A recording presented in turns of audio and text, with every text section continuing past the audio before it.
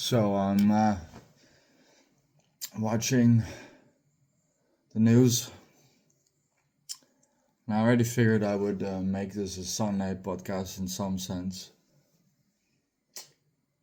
The thing that stands out for me, for some reason, I always start with that sentence. I don't know why actually, but it is really clear that the main idealism behind a lot of these things is to create chaos, but not in the sense that people rebel or that people attack each other, but to destabilize the system, to destabilize what can happen and how it can happen. And I also watched some news on the Dutch political side of it, and the fact that people in politics, also in Dutch politics, that they admire these stances and that they view it a certain way. I don't find it disturbing, and that has something to do with the following. When you don't stand for something, you fall for anything. In other words, also Dutch politicians do not know anymore what to reform, what to legislate in the new or in the current world order, so to speak. What I mean with that is that, and you can look at this from a very home lens perspective. Do we know how to raise our children? Do we know how to adjust ourselves? Do we know how to be disciplined? Do we know how to go to work without complaining? Do we know how to make our own anyway, all these kind of simple basic tasks? And I'm afraid to say that the answers in a lot of ways is no. We're not used to knowing anymore what it means to be living, what it means to take a stance into something, let alone our own, body of work. So what I mean when it very literally is people don't know anymore what to think or what to say or what to stand behind, literally speaking. So the rhetoric, which is how I originally called this channel, the rhetoric is not new yet. So we can go back a little bit. We can go back a bit to, let's say the 90s, which is after the Cold War, which is after the Iron Curtain, all that stuff. The 90s we prospered like as hell. In the 2000s we prospered from the 90s. Then in 2008 what happened. And from then on, the 2010s proved that we don't know how to stabilize an economic system, but we also don't know how to stabilize ourselves. More in the sense of we're constantly questioning whether or not we should move into a new chapter of living, or if we should change our tides also, if we should change the way our ship sails through the sea in some creative way of speaking. And I think that we can see clearly that this is something that is happening because of the fact that because we don't know in our house how to raise our children, or how to not raise our voices against our children in some sense, or how to not properly take care of ourselves, how to find a house, how to find work, how to find all these kind of things, all the basic things of life, that makes it problematic to also do the things that are outside of that comfort zone. And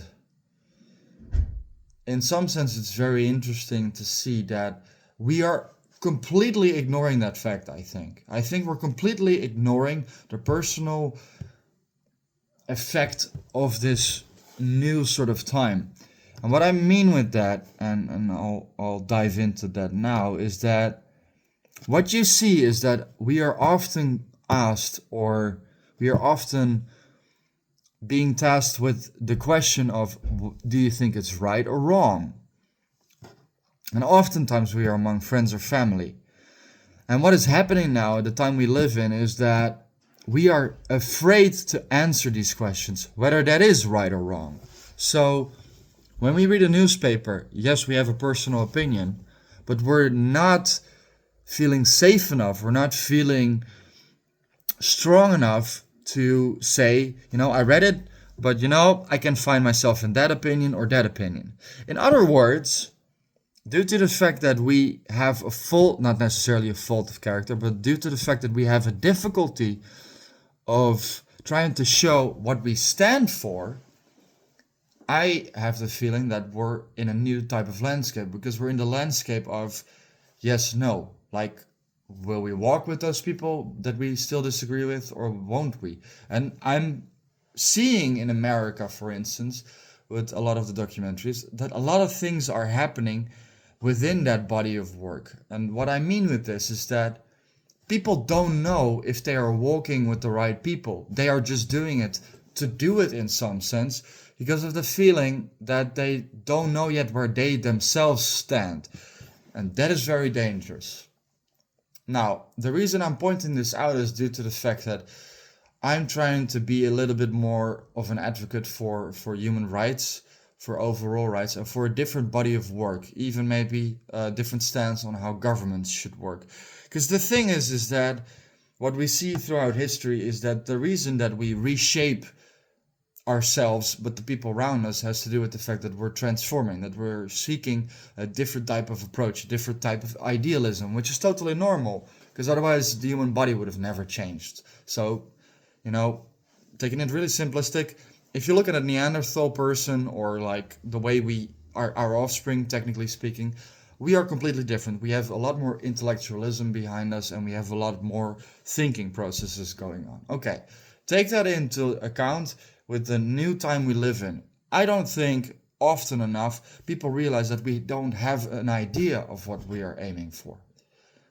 If you look at high school, for instance, and there's been a lot of videos throughout time now that argue that school isn't the best for children. School isn't the best for our education, or how we should evolve, or how we should teach the new generation. The funny thing about it is, even though we argue that the school system is fraudulent in some sense, we have no idea how it would look otherwise. So we have the feeling to say, or we feel that we can say, yeah, the school system, it's totally ruined and it's totally wrong. But we don't have an alternative either.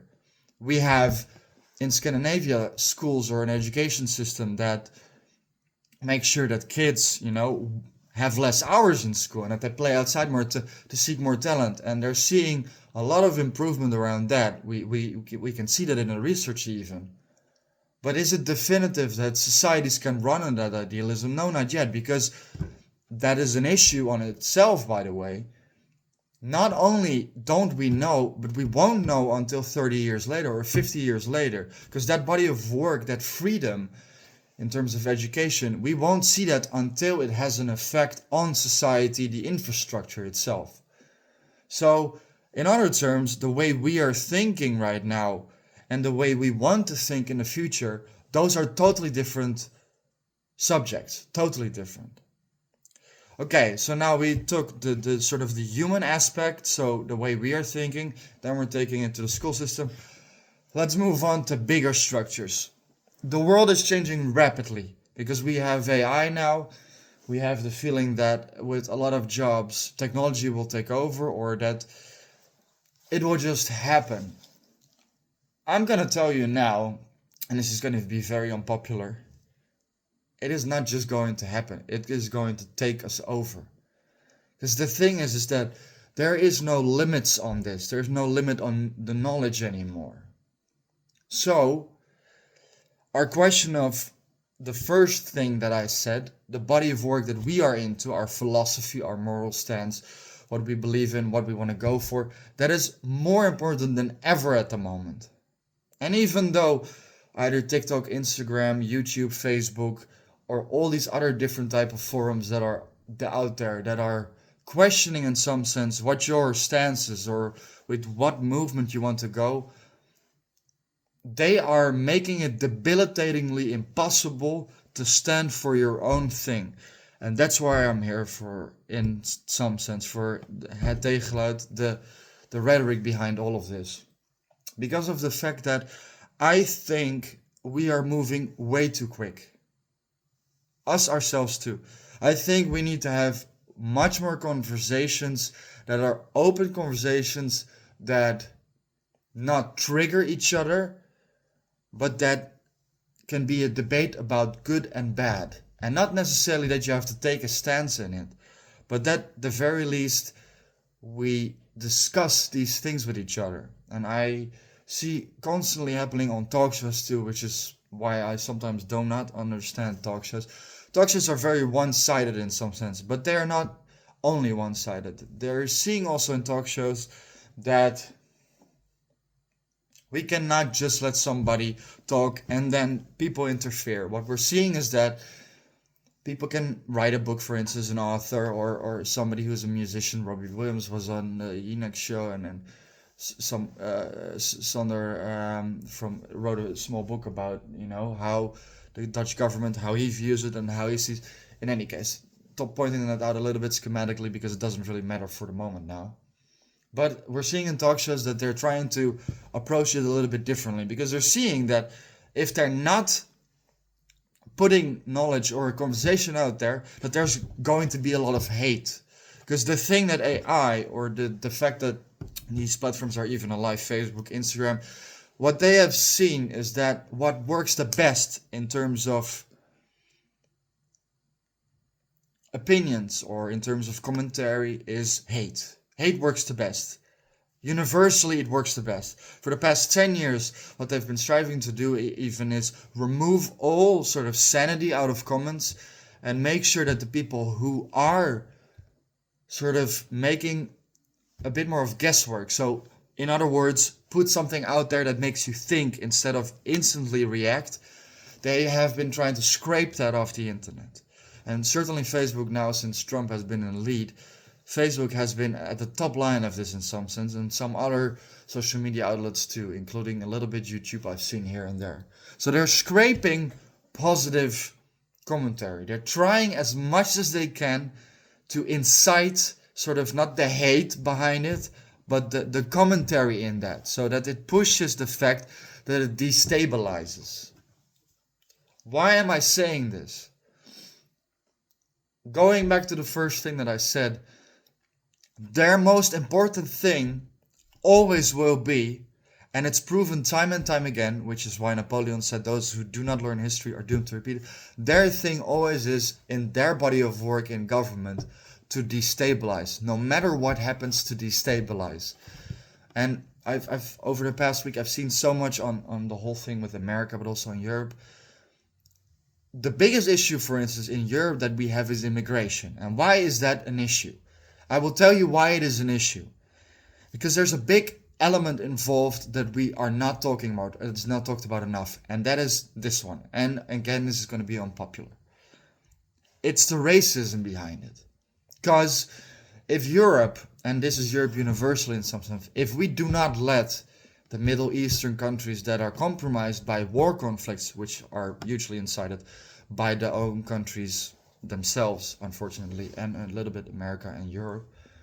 But if we do not let these people in, we are seen as racist because, hey, we created something, we need to fix this. So that is a very weird thing that we're having. So we cannot fix these crises because of the fact that there are elements like this involved. The other thing is how are we going to do this? Are we going to make sure that we vary in our protocols? In other words, and this is again why I started with the thing of personality, are we inviting in a bricklayer or are we inviting in a tech person?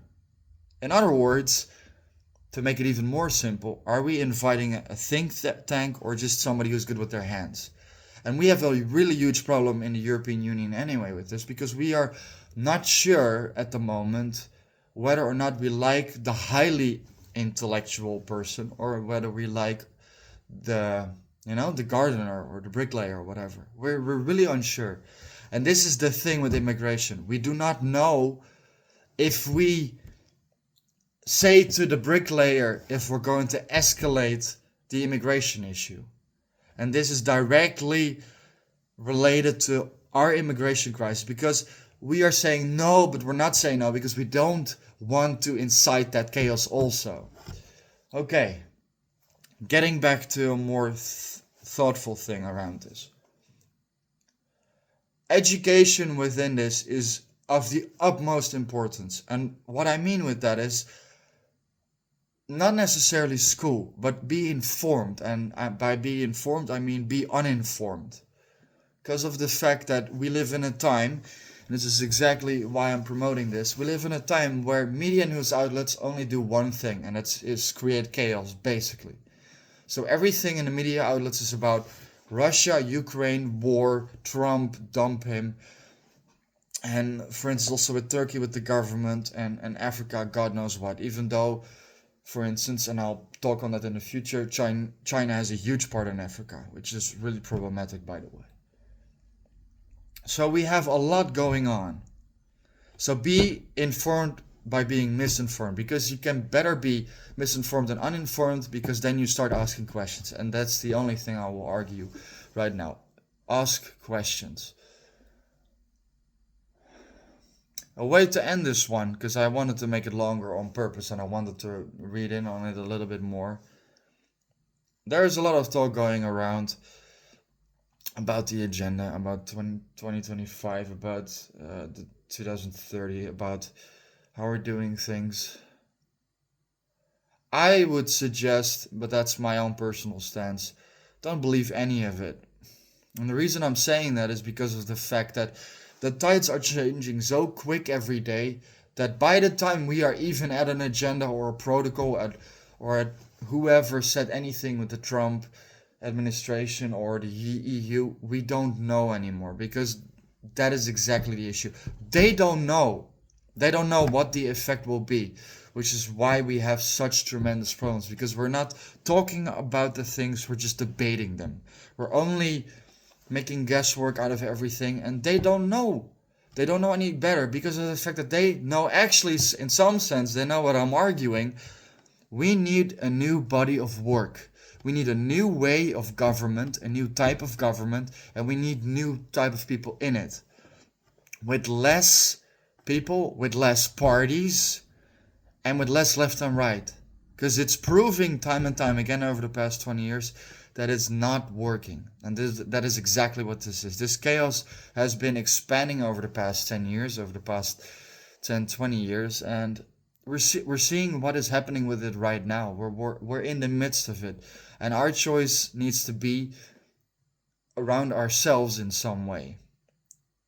So we need to choose what we want for ourselves, for our children, for our families, and whatever not. In some sense, I'm even maybe arguing a little bit of selfishness, because that is the only way that we can survive. Because we think that maybe our neighbors are good and whatever not, but it's better to be sort of selfish and say, no, we want our home first to work and function. That is one of the weirdest things that I have in my life, is my ex, in some sense, who used the line of Ataturk, which is actually in some insane way true. Ataturk created the Republic of Turkey, who a lot of people in Turkey are taking advantage of. But he said, if there is control and if there's organization in the house, there's organization in the country. And he's right. So we should definitely look at history and not take a fault to it. And our rhetoric needs to change, and we know that. We know that really well, and we're seeing it every day now. And yeah, we can choose what we want within that. So yeah, stay safe, stay vigilant, and vigilant in a good way. And Het Tegengeluid is gonna continue doing this for me and for you. And yeah, see you next time. Peace.